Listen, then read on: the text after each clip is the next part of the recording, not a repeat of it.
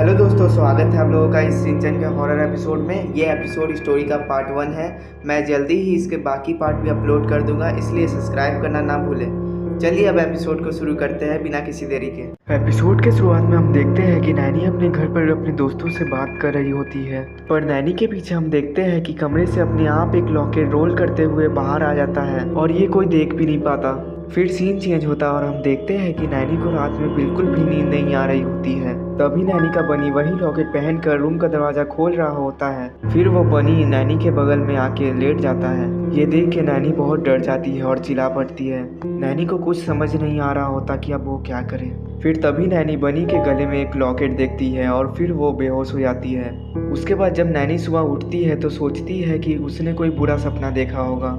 फिर वो नीचे ब्रेकफास्ट के लिए चली जाती है। तभी उसकी मॉम देखती है कि नैनी एक लाल कलर का लॉकेट पहनी हुई है। पूछने पर वो बताती है कि मुझे नहीं पता ये लॉकेट मेरे गले में कहाँ से आया। फिर नैनी की मॉम बोलती है कि अगर तुम चाहो तो इसे रख सकती हो, लेकिन नैनी वो लॉकेट उतार देती है और स्कूल के लिए रेडी होने लगती है। फिर सीन चेंज होता है जहाँ हम देखते हैं कि नैनी बस में बैठ चुकी होती है, लेकिन वो किसी से बात नहीं कर रही होती है। मसाओ को ये थोड़ा अजीब लगता है, इसलिए वो नैनी से पूछ लेता है कि तुम किसी से बात क्यों नहीं कर रही हो। फिर मसाओ पूछता है कि तुमने ये लॉकेट क्यों पहना है। लॉकेट देख के नैनी बहुत डर जाती है, क्योंकि उसे अच्छे से याद था कि उसने वो लॉकेट खाने के समय उतार दिया था। फिर सीन चेंज होता है और सब स्कूल पहुंच जाते हैं, जहां योशीनागा मैम उन सबको एक कछुआ दिखाती है और बोलती है कि तुम्हें इसके साथ एक प्रोजेक्ट करना होगा। तभी नैनी एक क्रीपी स्माइल के साथ अपने आप बोल देती है कि उसे ये प्रोजेक्ट नहीं करना, लेकिन ये बात वो बनी नैनी से कहवा रहा होता है जो उसके अंदर चला गया है। फिर नैनी देखती है कि सब बच्चे और उसकी मैम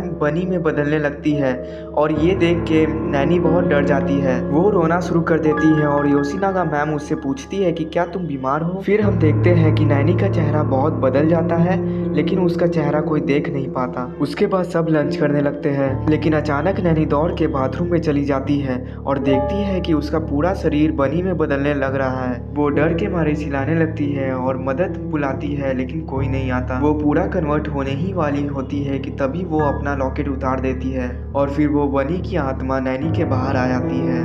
तभी वहाँ नैनी के दोस्त आ जाते हैं और बनी की आत्मा वहाँ से भाग जाती है। फिर सीन चेंज होता है और हम देखते हैं कि योशीनागा मैम को नैनी की तबीयत ठीक नहीं लग रही होती है, इसलिए उन्होंने नैनी की मॉम को बुला लिया नैनी को ले जाने के लिए, और नैनी अपनी मॉम के साथ घर जाने लगती है। लेकिन नैनी को क्या पता था अब उसके साथ क्या होने वाला है।